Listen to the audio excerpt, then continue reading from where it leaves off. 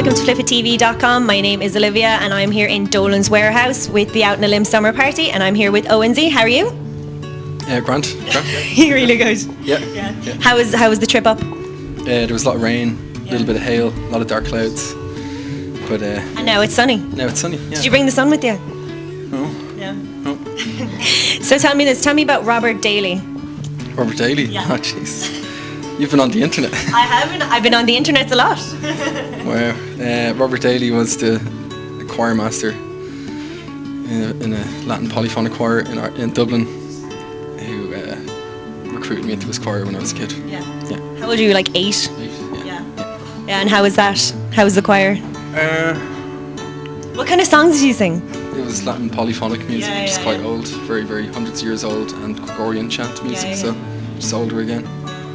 It was a lot of fun. They were really fun people. They used to take us out on camping trips and stuff like that, and had to practice an awful lot, a lot of rehearsals. He'd lose the head the odd time if we weren't singing properly, but yeah, overall he was an amazing man, really encouraging, and it was a brilliant experience. Yeah. But we nearly lost you to Gaelic football and hurling at the age of 14, yeah? Yeah, I played a bit of GA and hurling in my youth. Yeah. I wasn't very good, but yeah, I think I was too young to kind of... Thank God we got you back though at the age of 15 for punk, huh? Yeah, that was good. Tell me about your first punk band. I was in a band called Puget Sound, and we were together for about 10 years. So we started off as kind of teenagery punk, ska punk. We went travelling around a bit. Then we kind of became a bit more kind of post-rock, matty, post-punk, blah blah blah, something like that. Yeah, we were together for 10 years.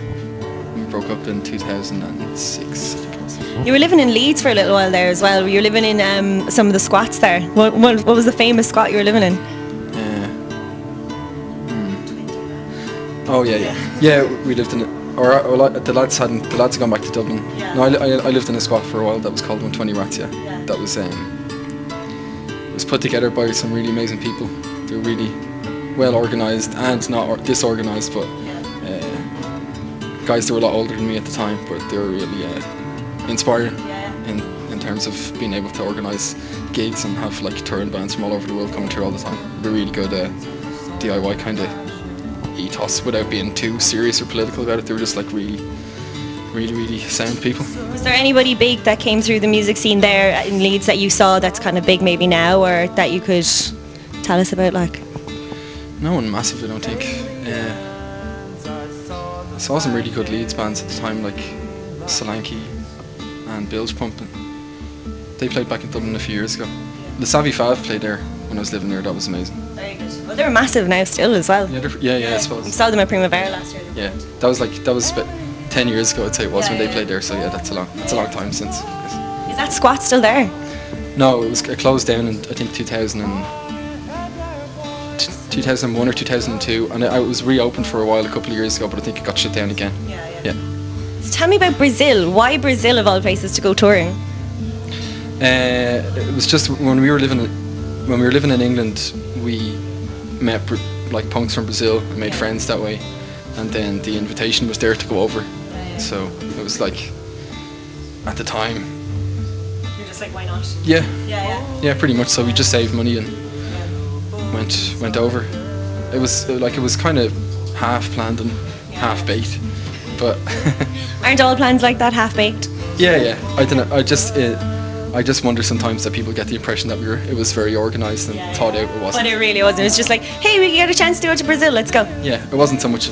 It was a tour, but it was like kind of like if Drifters did a tour, something like that. And what was Brazil like, audience-wise and music-wise, and just was like the punk ethos still big there, compared to it is here now? No, it was like we were playing 100% in the punk scene pretty much, and each city there was a lot of distance among places and stuff like that. There was a lot of travelling involved, so each city would have a different sort of take on punk, I guess, and what punk was and what it was supposed to be, this, that, and the other.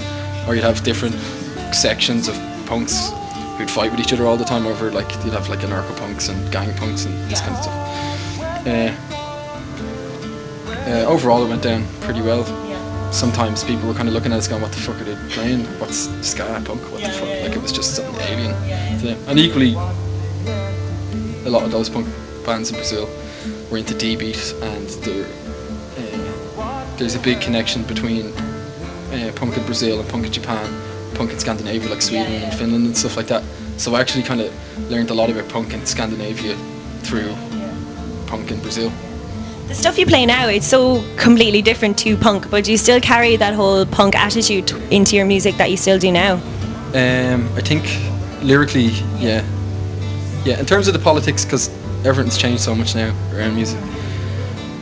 In terms of my own personal politics towards how I do music and stuff like that, it'd still be pretty much the same kind of thing, which is kind of like what everyone's doing nowadays anyway. In terms of, you know, promote, just looking after your own shit basically. What else? And then I think lyrically I still write from a kind of very, not all the time, but a lot of the time I still write lyrics that are political or sort of social commentary stuff, as opposed to whatever fucking trees and I love you and all that kind of thing.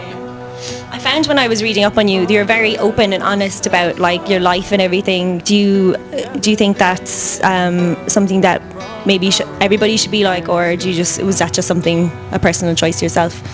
I'm open and honest to a point. Yeah, but not too. I don't know. I think people find you more interesting if they know more about you. I find it very refreshing, because generally when we go on and we look at bands, like they just have, you know, whatever, but with yours I actually found it was like a proper biography, and I found it very refreshing to read, and found I got to know you like a little bit through the Well, the idea of the biography thing was just to give context to the music, basically.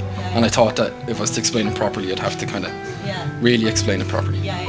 So you definitely write from life, and you write about everyday kind of trials and tribulations, I guess, or whatever. Or things that I read in the news, or things that I find interesting from sort of political or philosophical. So do you just play now by yourself, or do you still, like, would you play with a full band now anymore? I play by myself most of the time, just because it's easier. I've too much going on at home to be able to practice with a regular band, and because it's more my own thing. It's harder. It's not, because it's not a band. It's harder to get people to commit to it in a big way, because it's not a kind of a collaborative thing between a group of people. It's just my buzz. So I'm just kind of asking people to help out when they do. And sometimes they do, and it just depends.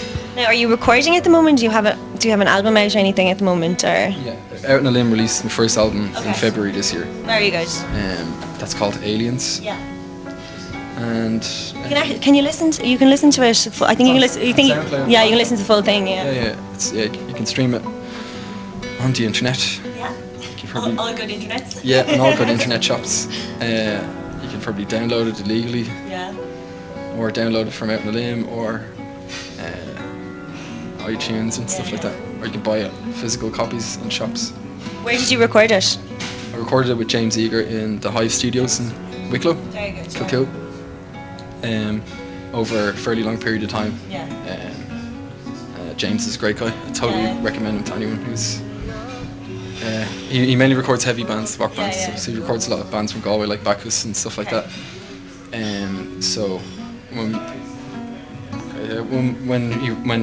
we recorded the album together, kind of, it was a sort of a departure for the two of us in terms of something different. So we were kind of finding our feet as we went along. Very good. It's cool.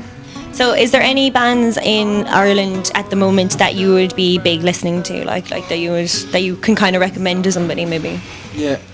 Soma Drone released an album last winter, I think it was, and I've been listening. That's probably the album, the Irish album that I've listened to the most, say, over the last 6 months or so.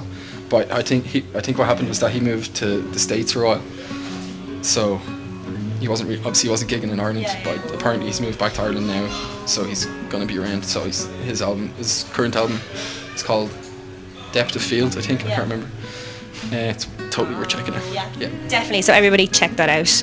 But so this is our last question for you. What is your guilty pleasure, song or otherwise, in life? Guilty pleasure. Guilty pleasure. It's probably just. Yeah, no, I know what it is. It's being at home or in bed, watching television with a glass of wine, and being on the laptop on the internet at the same time. Yeah, I think we all do that though. I do actually feel a bit guilty doing it sometimes. Yeah. Okay, I have kind of dark guilty pleasures that I want to talk about. Yeah, let's not talk about it. Thanks very much for talking to us. Really appreciate it, and looking forward to seeing you in a little bit. You're playing in like 5-10 minutes. Yeah, let's go. Okay. So thanks. Thanks, man.